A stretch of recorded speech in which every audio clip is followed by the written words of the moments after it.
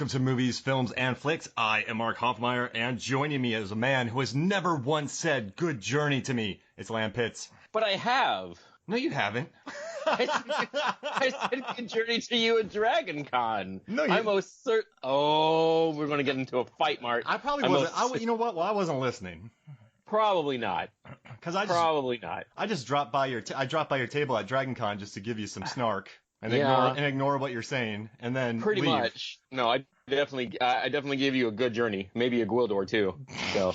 Yeah, I went by your booth one day because Lan here, he's a comic book writer for Boom Studios. You write WWE. Yeah. Dude's crushing it. So look him up. I'd say every 1 in 4 is good.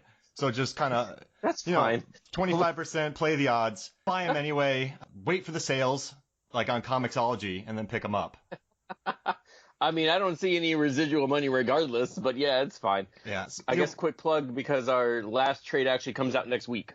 Nice. So it's over. What's the name of it? WWE Then Now Forever Volume 4. Look for the Ric Flair cover. Woo! Yeah, at the table though, we started talking about Masters of the Universe, and you and I actually met 9 years ago on The Odd Life of Timothy Green? Oh my God, it has been 9 years. Yeah, that would make sense. Now, were we factory workers together, or were we? No, Zoo. Oh yeah, Zoo. Mark was we were both extras on the Three Stooges. Oh yeah. You were a zoo guide, and I was a zoo goer. So yeah, we're in the background of that, and we're in the background of Odd Life too, right? No, because by then, no, not Odd Life. By then, you had kind of moved up in the world for Oh yeah, I actually started working on them. Yeah, you started working. Yeah, you started working, and then I did Catching Fire 1 and 2 for like 8 months. Oh, so. I saw you on that too. Yeah. Oh wow, that's been a long time. That's been a minute. That was a long ass time. I'm really happy I didn't do my introduction. I was going to say, the star of The Odd Life of Timothy Green. That would have been awkward. No, that was not me. No, you and I were sitting there, and I remember Common came into the room to say hi. He was being really cool. Then the weird extras got a hold of him, and he ran away. I thought that was you with me during that. Did you unless they were filming like multiple things at once. You know, that zookeeper role was pretty sweet. It was your slow motion point. Yep. Yeah. Oh, what a great point. So if you're watching that, doesn't an acorn get shot out of a rhino's butt and goes into something else? No, it's a peanut. It's an elephant butt, I think. But yeah, it's oh God, what is it called? Speed cam, because it speeds by and shit. Yeah. So yeah. Trick photography. It's magic. Magic of movies. I'm getting everything mixed around. I thought something shot something out of its butt, then went into someone's food, then they got an allergy. It gets shot into his butt. You know, I hate when I get mixed up these two things, you know? Like, it's confusing. Shot in butt, shot out butt, whatever. Now, I have to ask you a question about Masters of the Universe. How expensive do you think collars of Algebra are? And why do they just leave them on humans' necks? And is there only one of them? No, I think so what's interesting now is the fact that I love this movie to death, and I actually did Skeletor's ending monologue for mock auditions when I was going to college, because I'm a theater major. Because evil is lonely as good. Tell me, He-Man, is the loneliness of good more than the loneliness of evil? Oh, so I just gotta say, you gotta hear me. I'm steamrolling you here, but I gotta do it because you're gonna love it. Imagine if Dolph or He-Man just goes, no. So, all right, I don't know what research you did for this because I don't want to talk over you because there's so much research into this movie that's incredible. And the fact that I'm now friends, I don't want to say best friends, but I am peers and friends with William Stout, the costume designer and production designer of this movie, is my favorite thing in the world. I mean, he also worked on Pan's Labyrinth and Return of the Living Dead and The Mist. Yeah, he worked on a lot of things. But him and Mobius designed these costumes. Known, famous comic artist worked on these costumes. Ralph McQuarrie did some designs. God, what was his name? Giuseppe. There was an Italian designer Goddard had for a little while too until he decided on Stout. I love the interviews. The interviews with Stout are great for this movie. Go out and find them. They're really solid interviews. They're fantastic. Oh yeah, they're absolutely fantastic. But yeah, he had some funny stories because I interviewed him earlier this year. Figures based on Langella and Lundgren. So it's a wave of 4. It's Lundgren, God Skeletor, regular Skeletor, and then a repaint of Karg. Karg was already a figure in the Classics line, like from a few years ago, and this is just like a more movie accurate repaint. I read that interview. Oh yeah, on Newsarama. Yeah, it was all right. I know, they let me like, hey, who wants to interview? And I shut up and was like, oh man, we are going to do some deep dives. And we did, and it was pretty great because awesome. I learned, my favorite thing I learned, besides the fact that the production got shut down like 7 times, is during the final scene between He-Man and Skeletor, that's the guy who plays Blade, Tony, in the mask. Yep. And he's taller than Langella, so the helmet like barely fit his face. And he could barely see and walk in the dark. Yeah, it's good shit. I don't know how anybody could see in these movies. These shock troopers, whatever their names are, they're right. They have half a centimeter of open visor space. Yeah. They have no idea what's going on in those things. They are horrified at all times. Hanging out with Skeletor, can't see anything, and you have to protect him. Can't see anything. Did you read up on the Pig Boy? Did not read up on the Pig Boy. The Pig Boy? Okay, so the Pig Boy costume. Oh, Beastman? No, Pig Boy. So he's just called Pig Boy. So Mattel had this contest that you could win a walk-on role for the live-action Masters of the Universe movie. So this kid won, but they shot all the Earth scenes already. So they put this kid in a pig costume. He's the little pig guy that hands Skeletor his staffs when he walks in. Oh, I did see that. I think I saw his face. Wow. That's the kid. That's that kid. That's neat. But he couldn't prove it to his friends that he was in this movie. And he was, from what Frank Langella always mentioned, how this kid was so disappointed he couldn't, see himself. I get that. I was a dead peacekeeper in one of the Hunger Games movies while I was working as a PA. And I couldn't, hey, there's me. You're like, yeah, right, Mark. Oh, yeah. Well, you could see me. Was that during the, Rebel invasion? When they dropped down, when they rappelled all the way down and all the smoke and those people were laying knocked out, I'm just laying there dead. Oh shit. Okay. Yeah, because we were there when they had the tank. Oh yeah. Yeah, I caught myself twice. I couldn't remember. That's pretty great. Yeah. So, but no one believes me, so I get Pig Boy. I had to throw more of myself into this in your conversation. Oh, right. That's fine. Now, that's okay. You avoided my question about the collar of Algerba. All right, so they call it the collar of Algerba. I'm not letting this go. So is it the only collar of Algerba? No, I don't think so. What is the line? Because Duncan says it's either a collar or the collar. I've heard it's the collar of Algerba, but I could be wrong. But they just left it on the dude's neck. That's got to be expensive. They hauled it all the way there. Like these things. I mean, they don't grow on trees. I mean, I've never been to Algerba. Right. But I mean, Skeletor protect his weaponsmiths and everything to make, awful weapons. They have Blade. Blade probably, since Trapjaw wasn't in the movie and Trapjaw was usually Skeletor's weaponsmith. Yeah, who knows? Maybe. Evil Lynn just popped it out of her back anyway, so she might have, several back there. We can't see what's behind her cape. So she could have 8 of them just cuffed to her belt. It really hurt me how they just wasted it.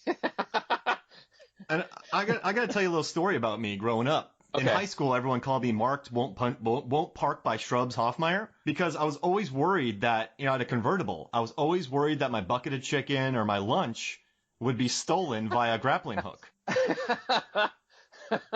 They would be like, hey, Mark, why don't you park by that shrub? Ha ha. And I'm like, yeah, well, when my fried chicken's stolen, I won't be, I hear especially Robbie's ribs. Robbie's ribs is really good. Yeah. So yeah. I mean, what a great thing for a last date. But yeah, so I refused to park by shrubs for years because I was always worried about little grubby Billy Barty hopping out. Yeah. Little grubby things, eating them and then going, wait, these are made of animals? And then I have no more food. That's where we learned that live action Eternians are vegetarian or at least have a plant-based diet. But obviously, if you've seen the Christmas special or Orko's birthday, that's not the case at all. So I have a question for you. Yeah. Dolph Lundgren. How would he have done in the WWE during this time? Not great for a few reasons. He didn't speak English. Yeah. And that's obvious. If you've ever seen this movie, he has, I think, 16 lines of dialect. Mm-hmm. And that's because they had like 60 or something to like dub him. And then they just forgot. Yeah, they ran out of money, right? No, they just forgot. Oh, got it. Like they had planned on dubbing him. Much like how Schwarzenegger's dubbed in his first movie, Hercules in New York, because he didn't speak English. So it was the same deal with Lundgren, which is weird if you consider Lundgren's like a genius. Yep. And that's my favorite thing about Dolph is the fact that he graduated from like the Royal Naval Academy of Amsterdam, and like he's a scientist. He has like 2 degrees in bioengineering. Super smart. Yeah, right. He's super smart. He was the bodyguard for Grace Jones. That's how they hooked up. What a life. I met Dolph, and he didn't like, he wasn't like, yeah, so I walked by him in Austin. I've told the story before, but whatever, I got to tell you. And I was on the phone with Megan. She's like, Mark, turn around and go say hi to him. So I went to go say hi. I kind of fumbled around. He like spilled his coffee a little bit. And I walked up. I'm like, hey, I'm a big fan. He's like, hey, man, no photos. And I'm like, no worries. I was like, I just want to say I'm a big fan of the latest Universal movies. Your movie Command Performance that you directed, I really dug. I'm looking forward to this movie that you're doing, like a directed, DVD movie. I think he had sunglasses. He like takes them off. He goes, what's your name? I'm like, hey, Mark. He's like, I'm Dolph. And he shook my hand. And then we just chatted for a little bit. And so at first he probably thought like, hey, this is like another Rocky 2 idiot. But then I mentioned his other movies that, he directed. And he's like, I like this guy. So, he and I have bonded. Yeah, but first of all, F you because it's Rocky 4. Oh, yeah, you're right. Rocky 2 is 3. Rocky 2 is a rematch. Oh, that's Apollo, yeah. Yep. Rocky 3 is Clubber Lang, Mr. T, and Hulk Hogan as Thunderlips. Rocky 4 is Ivan Drago. Can you do me a favor? Can you write a comic called 37 again? And it's about Dolph and I switching places? I can try. And then it's just basically, Dolph and me, we switch, and then we can make a fun movie out of it. Turns out I take over as a cop, as he's a cop. I become a cop on his character, and then he joins me. So I'm Dolph's running around acting like me, and then I'm running around acting like Dolph, but a younger version, and we have to take down a drug czar. Oh, I like this. Oh yeah, I like this. Kickstart it. Yeah, and so he's kind of happy. He's like, man, I got a good life. I'm not this cop who's always tired and drinking coffee. I can live. And then he wants to stay near. But then I get in trouble because this drug czar who thinks that I'm Dolph wants to kill me because he just got out of prison. So that forces me to go out and save Dolph. But his name is Ken Garrett in the movie, though. Yeah, of course. It's like the Schwarzenegger syndrome, like Kindergarten Cop. Like, what is your name? John Kimball. I'm sure it is, buddy. I am sure your name is John Kimball. Where are you from? Tacoma? Where are you from? Tacoma. Oh, I'm sure. I'm absolutely sure.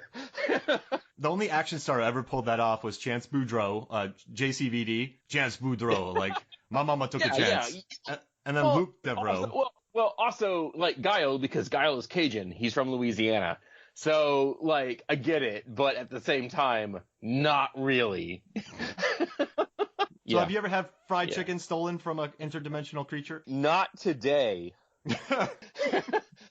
Not today. It's a good day then. It's a good day then. Yeah, I believe so. I absolutely believe so. All right. So another thing that I like about this movie is I like how Goddard really stressed.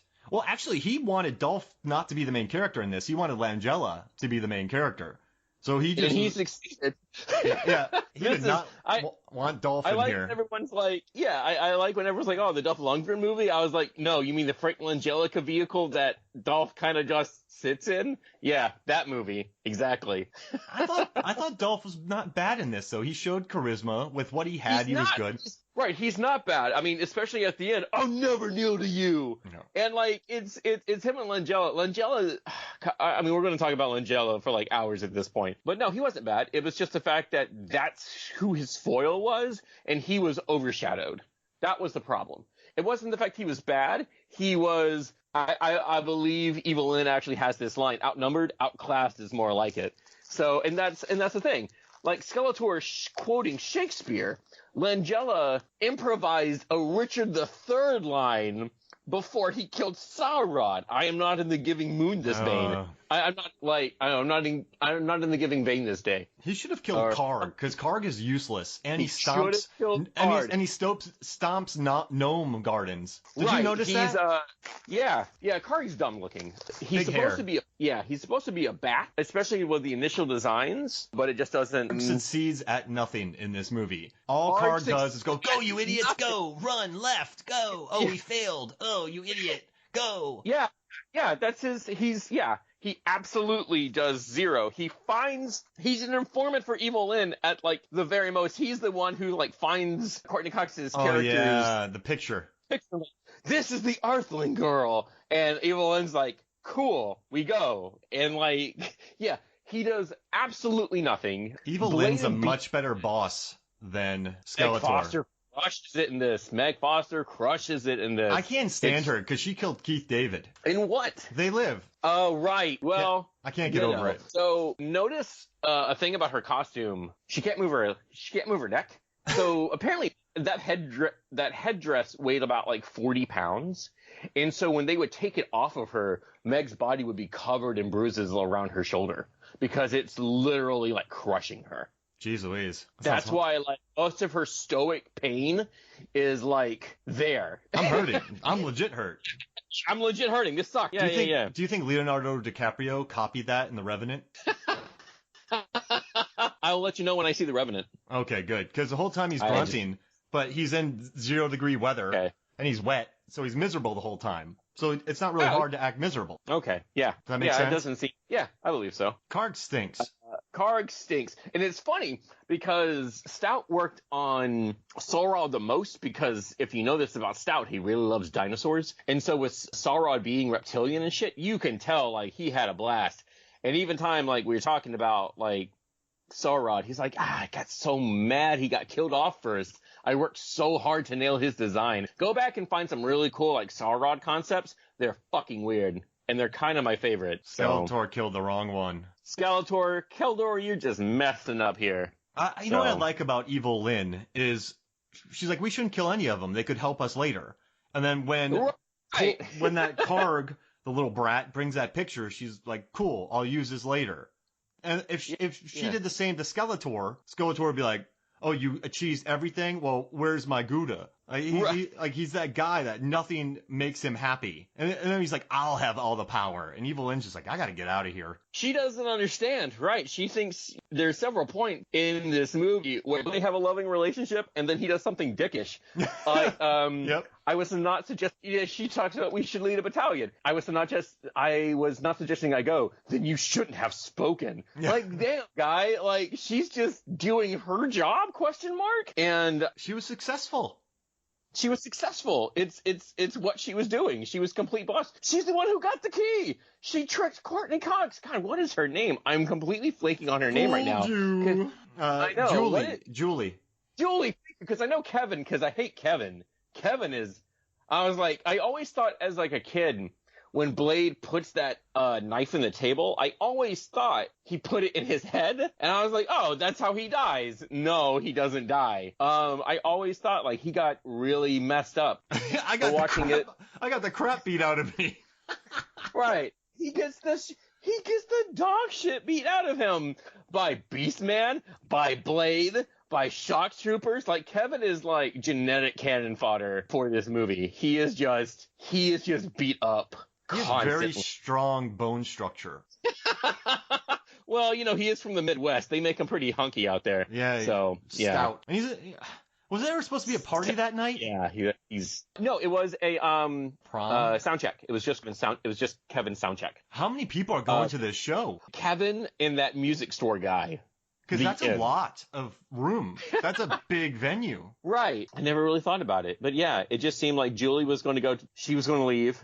And Kevin's band was just going to perform for something. I'm going to have to remember to see what the banner is, because there's that banner at the top of the stage before it's lit on fire. It's like summer, right? So it could be like Summerfest. Right. It could be like end of the year. Yeah. Like everyone's graduating and then leaving. So yeah. You know what's very smart about this movie? That Godard pushed for, the director. He wanted to he bookended the movie in Skeletor's palette. Because he's like, we can't just be on Earth. And they had to shoot all night shoots to hide the budget. Because they're like, you can't have He-Man running around during the day. That's stupid.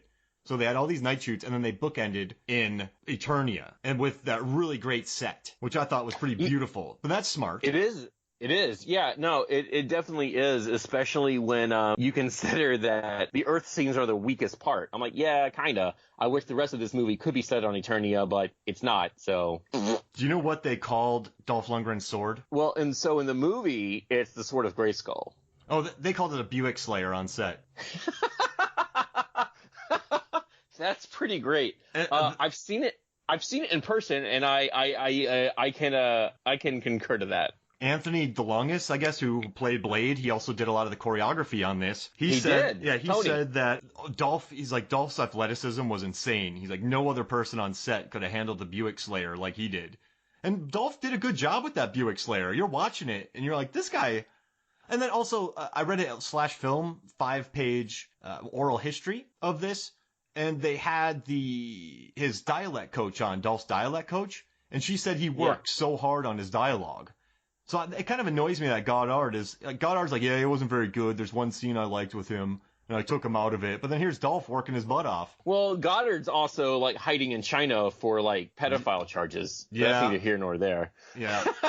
Anthony Edward. I was talking to Stout about that because I was like, who has a lot of these originals? Because Nick Patera, who did Manhattan Projects, when that was optioned, he bought like a lot of art. So he has the He-Man design. Gary has the Skeletor. And the rest, I think Stout has here and there. Who's got the Skeletor? And it's like, Gary, which I'm guessing he'll have to sell at some point if he ever wants to try to come back to America.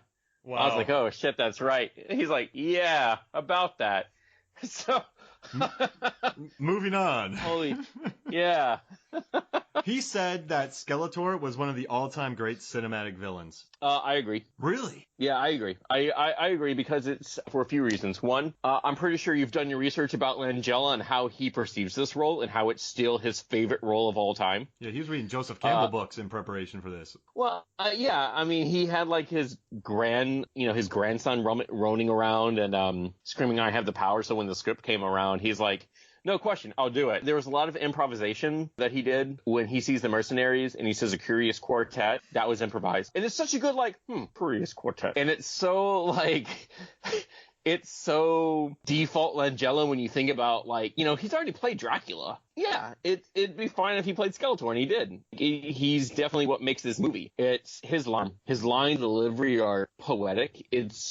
I definitely put him up there with 80s villains for sure. Put him up there for the 80s. Definitely. Yes, absolutely. Who's better? All right, this is a serious question. Okay. Who's better? Okay. Frank Langella as Skeletor or that guy Bennett in Commando? Bennett.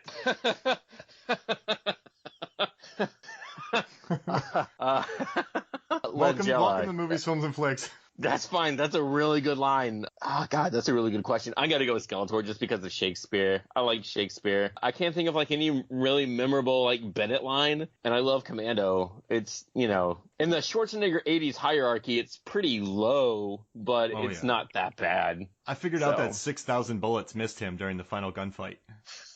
Oh, that's right. You did that. Oh, right. Yeah. I forget you do that whole thing by the numbers. Yeah, I got some weird data. I just did the Dark Knight cash pile, and that went everywhere. Oh, yeah, that's right. Yeah, and I recently just watched that too. Comic Book picked it up, and then it got spread all over. And then some people kind of used it without linking back to me and got a ton of views. But now it's out there that it took them about 27 hours, 16 henchmen, 27 hours to set up Joker's cash pile. That just seems insane. Well, it's so many bills. It's in the billions, and they're stacks of $100 bills because I found the props. Oh, that makes sense. It's crazy. That makes sense. All right, let's do something. Let's take a quick break. I'll let you read all of my articles, all 70 of them, and when we come back, we'll talk more Masters of the Universe, and we won't talk about my other articles, but at least you'll read them. Does that sound good? Yeah, that sounds great. All right, we'll be right back. Welcome back to Movies, Films, and Flicks. And we got to talk about that leg pus on Courtney Cox's leg in this movie. What'd you think about that, Lan? Oh, from Skeletor's energy ray? Yeah. Whatever? Yeah. I didn't know that lasers caused immediate leg pus. Also, the Yeah. lasers in this movie, they do different things. So Dolph shoots one of those stormtroopers in the chest, and the stormtrooper does a front flip into a hole. And then another scene, Dolph shoots a laser at the same another shock trooper, and that shock trooper falls 20 feet back. Are those like reverse polarity lasers? What's going on with these lasers? A wizard did it. There's a wizard who makes lasers? Yeah, I mean, Gwildor is kind of a wizard, and he's a weaponsmith, so yeah. So they're wizard lasers? That's interesting. Yeah. Why not? Why wouldn't he be? Wizard lasers. I like that. Blows my mind a little bit. So do you just set it on a different, hey, you shoot this guy with a laser and he falls forward, and you shoot this guy with a laser and he falls back? Yeah. And then, if they do different settings or whatever. So Mattel had this whole thing about, like, you can't really kill anybody. Oh, wow. Wait. Yeah, Mattel was really weird about, like, killing, for like, He-Man killing people. Skeletor can kill people because he's the bad guy. But He-Man killing people is a really weird thing. Oh, geez Louise. Yeah. There's going to also be like this whole thing about Skeletor cutting off someone's head and then feeding it to... There's supposed to be a monster that lives... Okay, so like how the throne room is set up? Yeah. And like that pit where the skulls are in the middle, there was supposed to be a monster underneath that, and was going to come into play like in the third act when we go back to the throne room, but that was nixed because it was too scary. Jesus, no. It was deemed too scary. Wow. Why would a monster be in there? Isn't Eternia like a chill place? No. Oh. Apparently not. Oh, okay. Because then they jump attack. He has like 14 troops and he took over Eternia. Right. So apparently it's not. Well, I mean, you got that in the prologue because let me see if I can remember it. For countless ages, the sorcerer of the Grayskull kept the universe in harmony, but the armies of darkness do not rest, though. That's the thing. And the capture of Grayskull, and this is important, are evermost on their mind. Yeah, they kind of like this is one of those movies that's always playing in my brain. I can do the whole movie pretty much. Yeah. We haven't even talked about Tila yet. We will get to Tila. Yeah. Chelsea Field. She said she was running around jumping on stuff for her auditions, and she does some good shrub. Yeah. She does good shrub jumping in this. I learned how to shrub jump by watching this movie.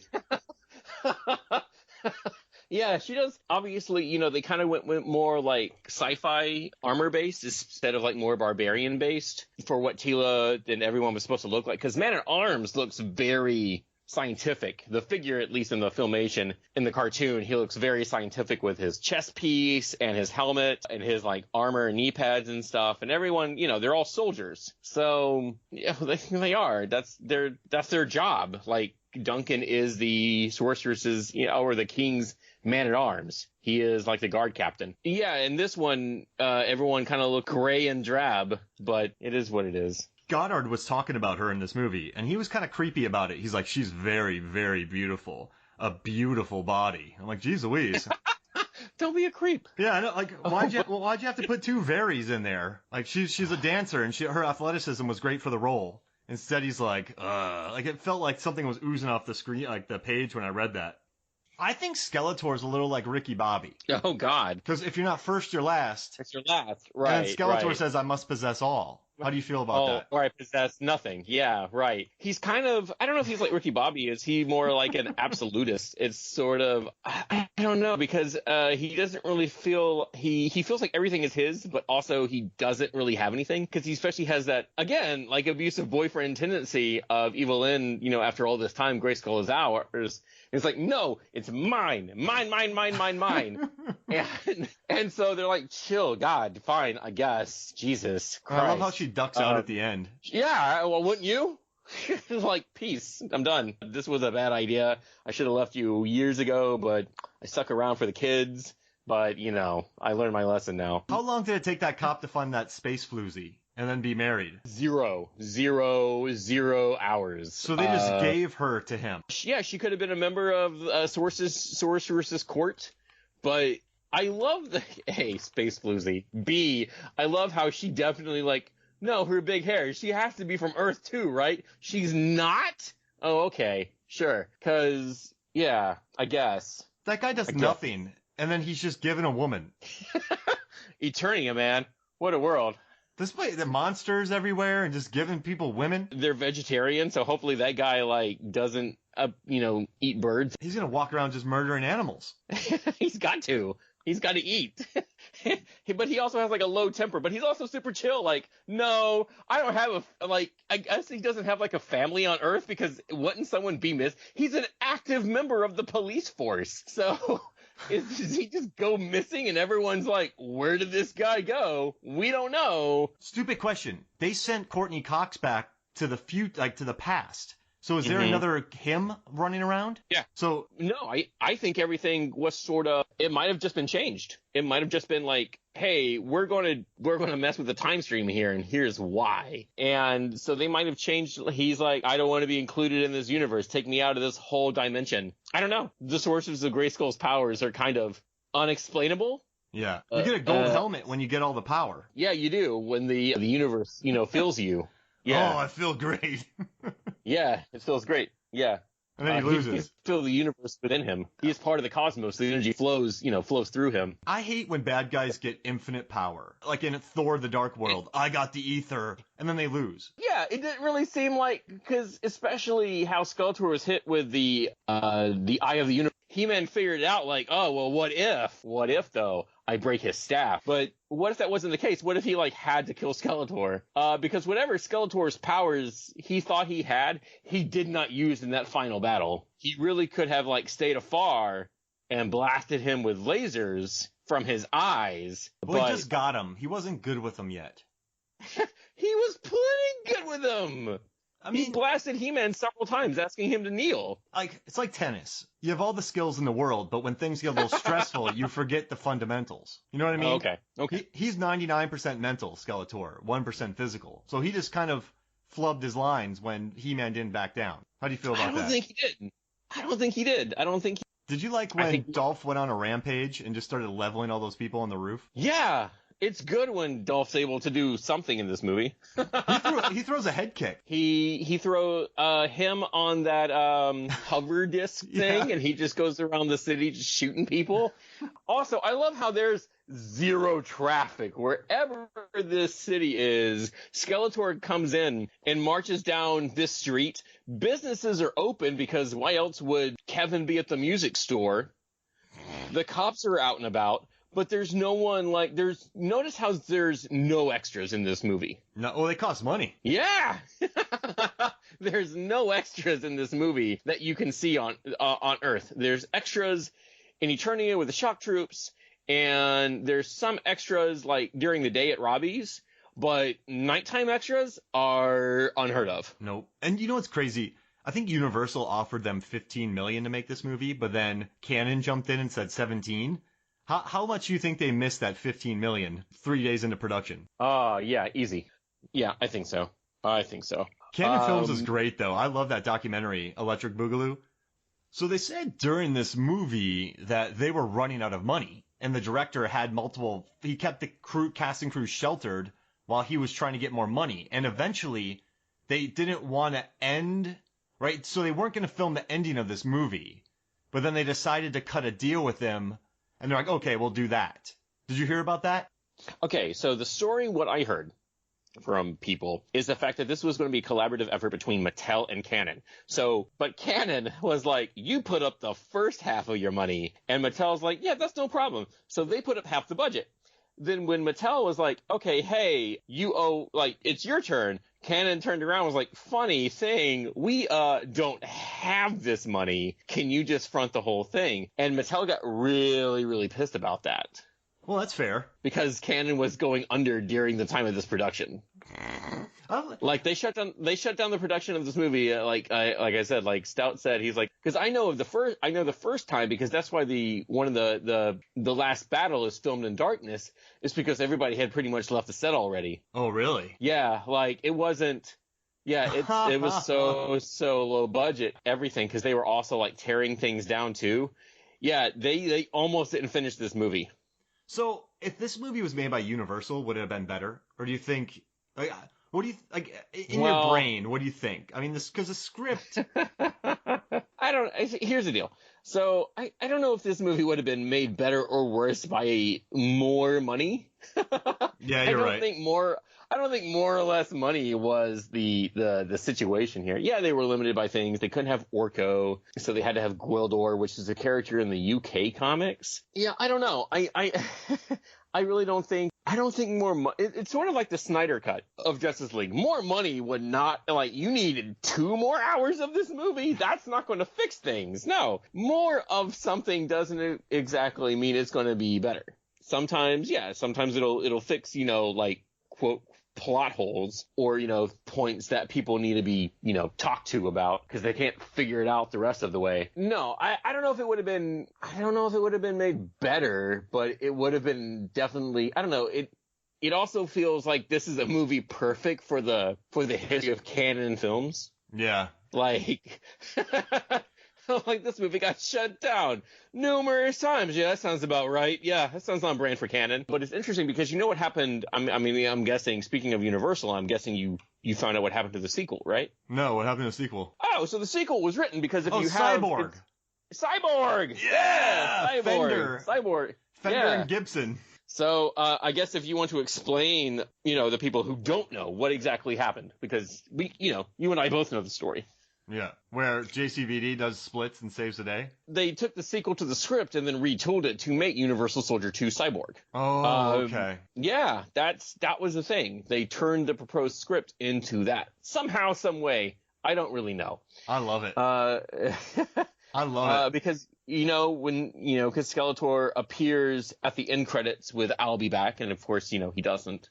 For obvious reasons. I love the stinger, though. The post-credit sting. Marvel ripped it out. Post-credit stinger. Yeah. Obviously.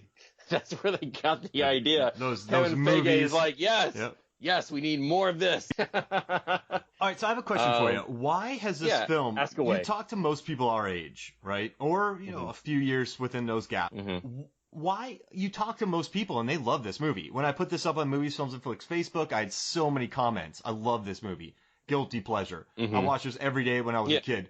What about this movie has, the nostalgia factor, the cult classic? So when kids were... Obviously, kids are kids. We didn't know about the problems of canon film. But for some reason, every kid knew this movie and would watch it on repeat. Yeah.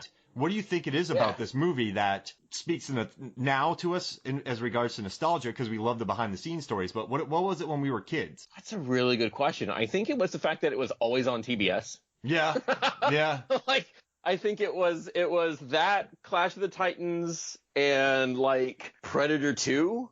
Yeah. So I feel like it was just always available. It's like, oh, Masters again. Because I saw Masters in theaters. It was one of the first movies I remember seeing in the theaters. I think it was like 4 or 5. And I remember seeing it in the theaters, not getting like a whole lot because, you don't register a lot as a kid or much like remember it. So I remember like a lot of the things happening in the movie. But when it started coming on TV, I was like, oh, I can finally watch this. And then I got it on VHS, found it at a thrift store, and I was like, oh, they edited out a lot of things. The TV edit is really, really weird. Oh, really? There's a TV edit? There's a TV edit that's really, really weird. It doesn't take out anything bad. It's just edited for time. But what they take out is really, really weird. Like there's the scene where Skeletor notices the sorceress for the first time. He's like, the darkness is rising to embrace you. The darkness may embrace the light but never eclipse it. You've not won yet, Skeletor. He-Man's still alive. I can feel it. And then he's like, really? How sentimental? I'm trying to remember the line. And it's like, but can you feel this? And then he like does that whole spell and she gasps. That whole scene is out. When she says He-Man's still alive, I can feel it. It cuts to He-Man in battle already with the shock troopers. So it was a really weird choppy feeling. I get why they did it, but yeah, that's one of the TV edits they took out. Yeah. Were you one of the kids who saw the Disney Channel edit of the Goonies with the octopus or squid, and then you couldn't get it anywhere on the VHS, and you just felt like you were hallucinating? Yeah, so there was a Goonies cut where it was only on the Disney Channel. And I went over to a friend's house one time, and I watched it. And there was a scene when they got to the boat at the end, and they have to battle an octopus. And I saw the scene, I watched the scene, and then I bought the VHS tape, and that scene wasn't included. There obviously were no extras. And then I watched the show on TBS, TNT, whatever channel it was on. That octopus wasn't on it. And then I got the DVD, and that scene wasn't on it. So I began to, like, this is before Google, or, I had internet. This, you're a teenager, you're 14, 15, 12. And I was like, did I hallucinate that octopus? Like, for years, I thought that there was an octopus scene on there, and it turns out there was, but it was only on Disney. Why? I have no clue. Isn't that nuts, though? I just thought... That's so weird. Yeah, exactly. So you have the VHS tape. You're watching it on TNT, and that never pops back up. So for years, I'm like, did I make that up? And then I watched the scene again. It was completely different than what I imagined. I thought he got punched in the face with Data's punching bag. But it was kind of funny just seeing that scene and then thinking that's the way it is and seeing a different version. That's so bananas. No, I didn't have the Disney Channel growing up. Yeah, I had to go to a friend's house. Yeah, I had to go to a friend's house and watch that. Yeah, it was premium package. Yeah, premium packaging. We would watch that than like some R-rated movie. Like we were just hey, let's watch Die Hard 2 and Goonies. Let's see. Anything else you want to cover in this movie? Any other cool stories for me? I'm trying to remember some other cool stories I've just heard like through like secondhand from Stout. I know like Langella was really good at improvisation. There were a few things he did, but anything like he did with Shakespeare, like I don't know. Like I said, I'm a really big fan of Skeletor's ending monologue. Everyone kind of like, oh, it's definitive 80s cinema. I feel like everyone talks about, oh yeah, when he becomes like superpower and he gets like.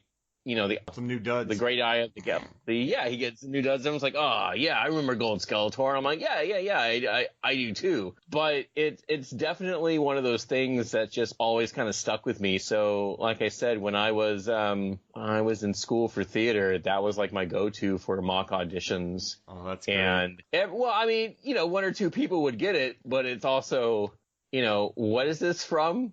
And like, yeah, well, what else could it be from? That's the thing. It even starts with, you know, when, oh God, what is I'm trying to remember. It's Alpha, the Omega, death and rebirth. And as you die, so will I be reborn. And then he has one of the guards open it and it says the great eye opens. And then it starts with, now I, Skeletor, am master of the universe. And that's the line of the show. So it's such a really good line. And I really want to know, you know, when they wrote this, how much of it was improvised and how much of it was because it's, oh God, he has such a really good line. And what consequence are you to me now? This planet, these people, they are nothing to me. I remember that. Yeah. The universe's power, pure unstoppable power. And I am that force. I am that power. Fool, you are no longer my equal.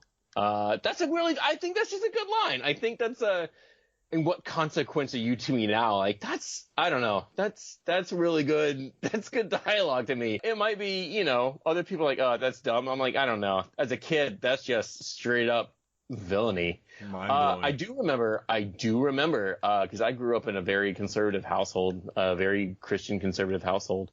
I had a question in my mind because he is a god. I thought there's only one god. My mom lied to me as a child. This is true. My mom lied to me and said, no. He said he's gold.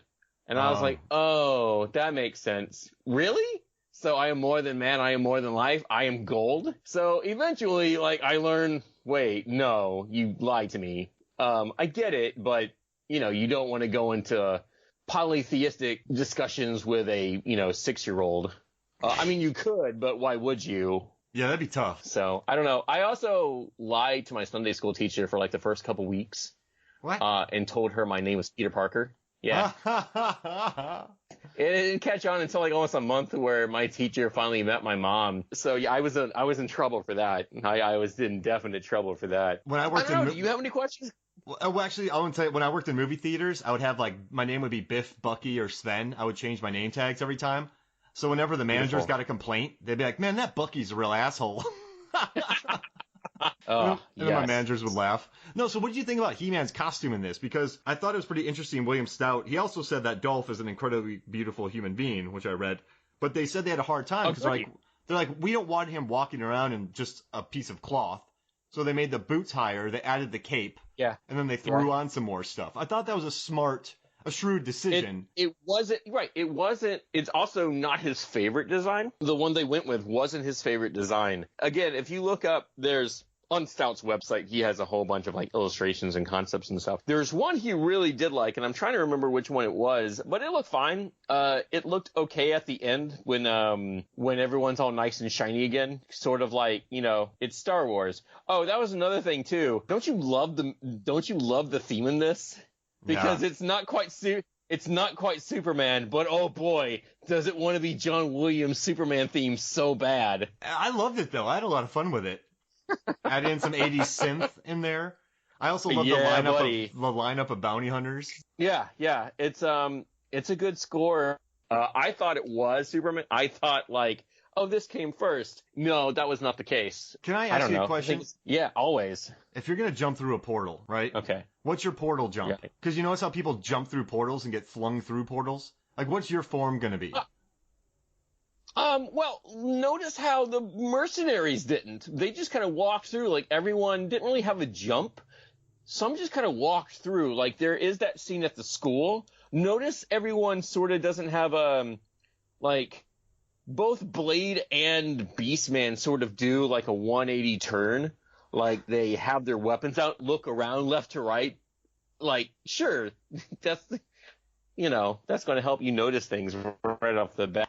But it's not really a jump. It's more like a walkthrough. So would you make it dramatic, or would you just do I've done this before. Oh, yeah. I would go buy a cape so I can make it dramatic. I mean, just fling in with your cape out? No. So what I would do is have it in front of me, and then as I walk through, fling it behind me. Yeah. Oh, how about this? I pick you up like you're surfing, and I kind of like do like a 1, 2, 3, then I throw you through it, so I feel like you're flying when you go to the other end. Yeah, absolutely. What do you think? That's what. Yeah. I mean, you got to enjoy yourself when you're portal jumping. Well, I mean, unless you're in Time Cop, because then you just get sick. Yeah, you're right. And then you have a massive ship to take you there, and you just hit a thing on your watch to get back. We used to talk about this for that movie Jumper. Like, if I had to be a jumper, I would do a jump face. Right, exactly, yeah. Like, jump face, poof.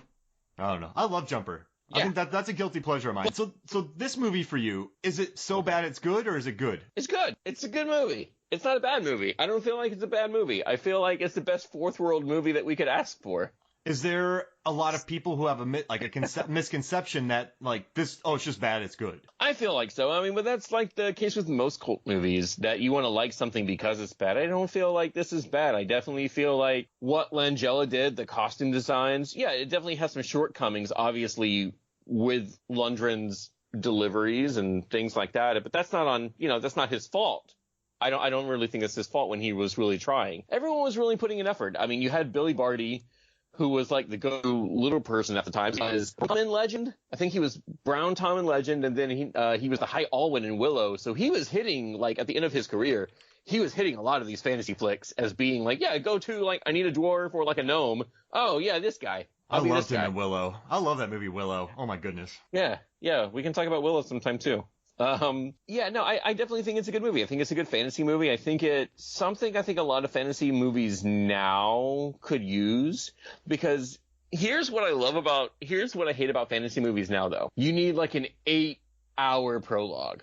Like, there's no reason Lord of the Rings needed its prologue. The Thor movie, the first Thor movie had a prologue. It didn't need it. You could have easily have just done what this movie did to set up the world. It's the sorcerer staring out to space, and you get to see a nice matte painting of Castle Grayskull. You don't need to weigh it down with exposition of the world. I feel like Eternia is pretty easy to describe. I feel like the power of Grayskull is pretty easy to describe. It's just, it's the ultimate power. The end. How they actually tied into, like, what the concept of Master of the Universe is, I feel like that's a nice little touch, especially consider that the toy line was originally going to be called the Power Lords. So them doing Masters of the Universe had sort of stuck in how it was placed and how it's used now. I mean, when I say Motu, and people kind of like, oh yeah, Master of the Universe, even if you've never seen this movie, you know this movie. And I think that's a lasting sort of legacy that a lot of 80s movies don't have. You can mention Legend, and people be like, what? And it's like one of Tom Cruise's first movies. What? Yeah. Come on, you've seen this movie. You just hear Tim Curry from Legend. Like, Tim Curry, Devil. Like I'll be like, Tim Curry is the devil? And they're like, what? And it doesn't always happen, but I feel like Masters is one of those movies that even if you don't know it, you've definitely heard of Frank Langella, Skeletor. You've definitely heard, like, oh yeah, I know that's a thing.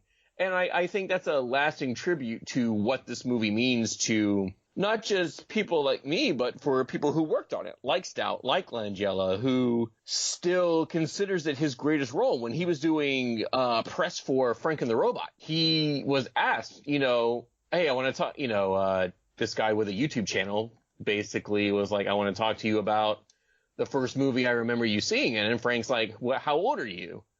And he's like, I'm in my 30s. And he's like, oh, it's got to be Masters, right? And he's like, yeah. Find this interview because he's like, how did this movie come about? And, he talked about, how to grandson, and I had to take it. And he did. And he even says in this interview, it's still my favorite role to this date.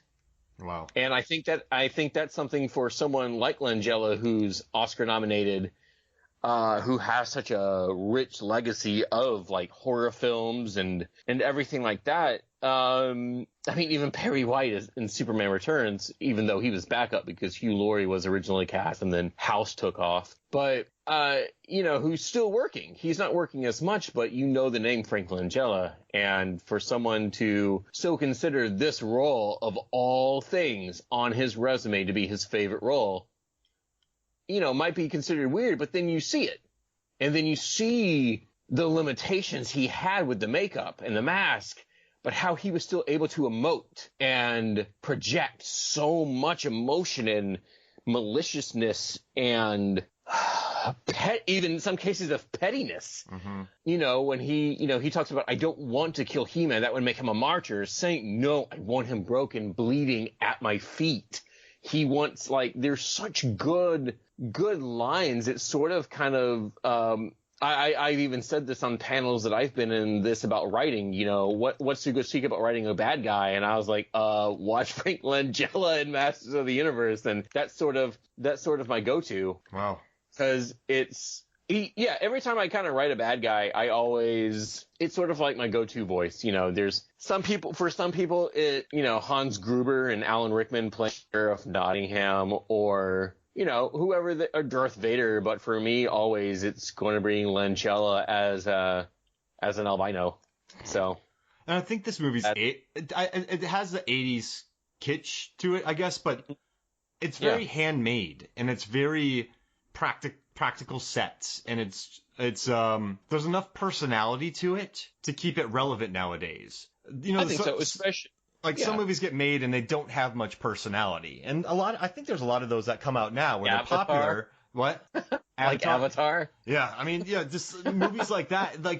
It looks beautiful, but at the end of the day, this movie, there's these weird cars in it. There's a weird subplot about two teenagers. This guy wanted to be in a band. There's a synthesizer.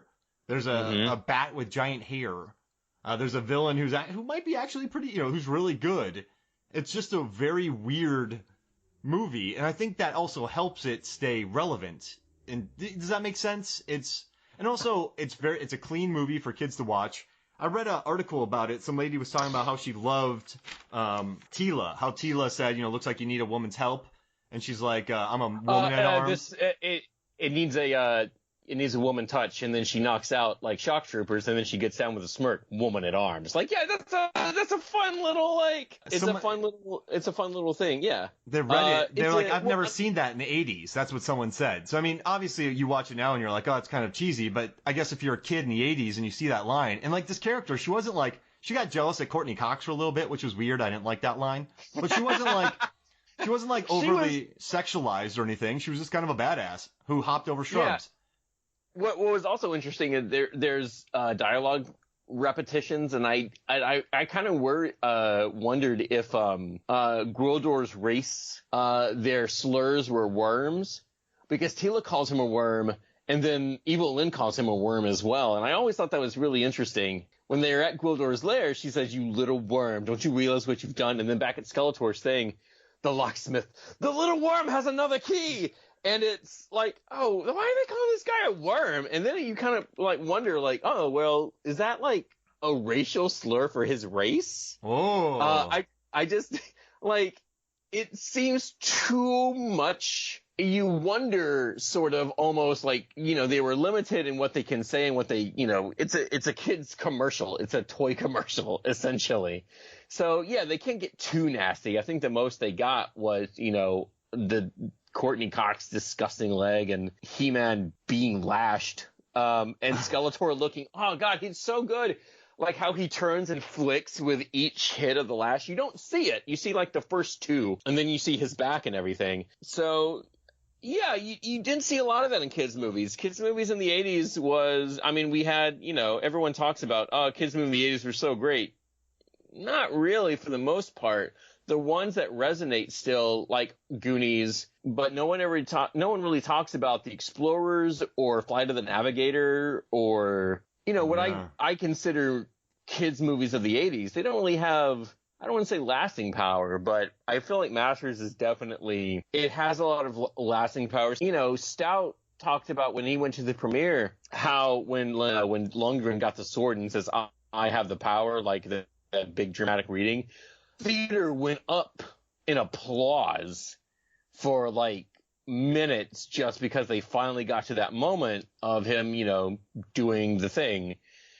Which is weird because he's already buff, so what power does he actually have? He could say more power. Right, I have more power. So it's weird when you're like, no, well, Skeletor has the power now. What exactly does this sword do? So, besides deflect lasers. And slays Buicks. And slays Buicks, yeah. So, aside from that, you get that fan gratification moment twice, because then it's at the end where Julie and Kevin have that little orb, and then he sees He-Man with the sword and Grayskull in the background and everything. Yeah, I don't know. I definitely think it's one of the better kids movies. Should I ever have kids, it's definitely going to be like, oh, I like this as a kid.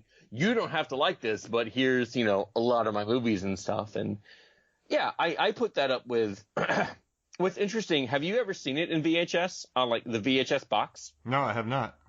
So on the back, there's a blurb, and I can't remember who says it. But it's some radio show. It was a radio show that says it's the Star Wars for the 80s. Mind you, two of the Star Wars movies came out in the 80s. So of the mid 80s.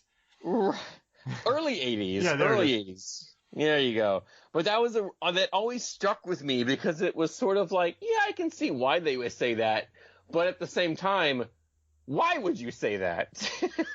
They were looking for anything. Now I have another question. They said they took it out of theaters after 3 weeks because it wasn't doing well. But I also heard they didn't have money to keep it in the theater. Like they went bankrupt, Canon, so then it got pulled. They didn't have money to keep it in theaters. It was doing really well at the theaters. It was one of those weird instances. You can find charts. Somehow. But you can look back. They did not have money for distribution. They had to take it out. Went bankrupt. But look at, now, most movies like lose money the first couple weeks. Like that's just how it works. Because people seen it, they don't want to see it again. No one's a baller. But go back at this chart. If you can find it, gets more money. It makes more money each week. Like the first week, it didn't make a lot of money. The second week, it made more. Third week, it made more. But then they had to pull it. But no, it was actually a really rare instance of it, like, making more money each week as it progressed. And I always found that was a really interesting sort of situation. But yeah, they did not have money to keep it in theaters. And so you wonder what would have happened. Yeah, if it just would have kept if on they bringing, were able to keep it in. Yeah. If they were able, even for like like a month. Even if they were just doing it for like a month, what were they able to? What was the initial budget? Do you know? I think it got up to 22 million. Okay. I think it got so it started off at 15. You know what's kind of crazy is I think of Canon's ways of saving money. They made it more expensive. Because when you have production delays, you have all this stuff sitting there. Right. Like rental equipment. So, even if you're not paying staff, you're paying your rentals that you have that are just sitting on stage. Or you're paying more time for the studios. So It's an interesting thing how that goes, right? Right.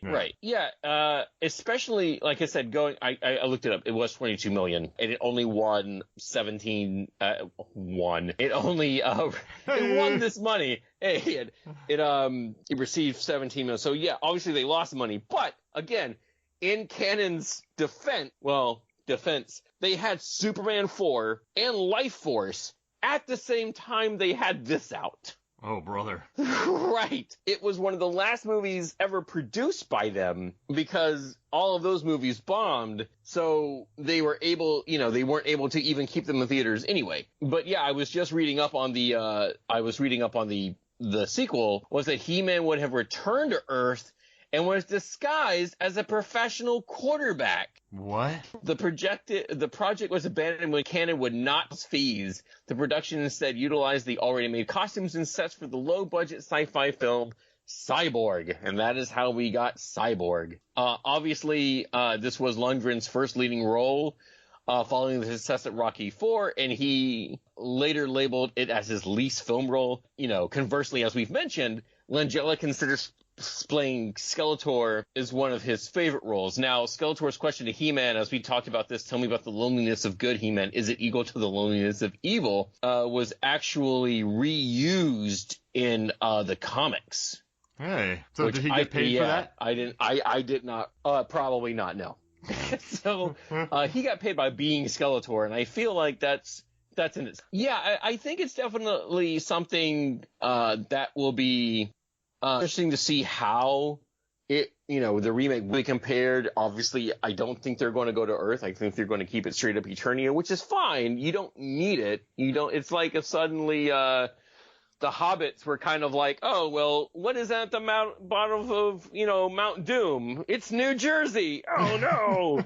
So we fantasy films don't need that Earth crossover. Like, that's what I kind of like about everyone dogs on Dark World, which they should. But the fact is, it's pretty much all on Asgard. Yeah. Is kind of A+. I feel like that's always, for the most part, all on Asgard. I felt that was always a good thing. When fantasy movies come to Earth, it feels cheap. It feels, I know it's sort of like Beastmaster 2. I've never watched any of the Beastmaster movies. Oh, okay. So go watch Beastmaster 1 and then go watch Beastmaster 2. He goes to Earth? He goes to L.A. Oh, no. Yeah, he goes to L.A. Why does everyone go to L.A.? Crocodile Dundee? I don't like going. I lived in L.A. for a while and I hated it. No one wants to be in L.A. Yeah, the traffic there. I know people bring that up, but I had to do a job in Santa Monica and drive into LA, and I aged 2 years. Yeah. Pretty much. Yeah. So, I mean, I get why they had to come to Earth because of just budget reasons, not everything could be on Eternia, but like at the same time, I kind of wish they did. So they should just filmed it in that one room. Right. I think that would have been a really good idea. And then Eternia has woods. Just throw them out in the woods. Might as well. Who knows? There's enough shrubs where you could pull that off. And more shrub jumping. I love shrub jumping.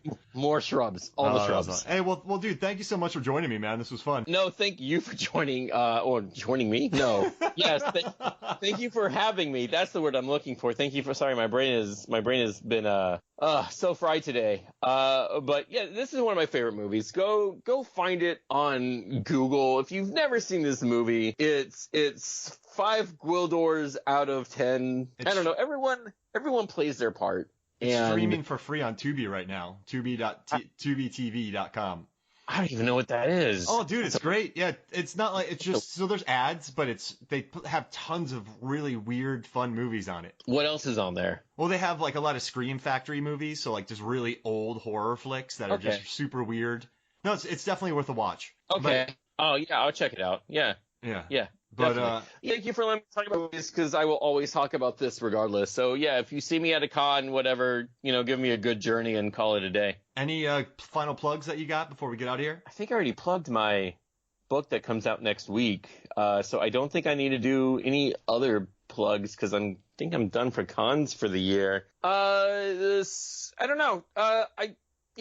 Find me on Twitter. I'm at Pittsed Off, PITTSED _OFF. And I mean, you know, I guess you'll tag me whenever this interview goes up and everything. But yeah, I don't know. I always talk about this movie and the designs because it's got really great designs. And there was a lot of really fun stuff that went into this movie. And I hope it resonates with people out there like it still resonated with me. I love it, man. Well, thank you for joining me. And I can't wait to read 37 again. You're going to write that, correct?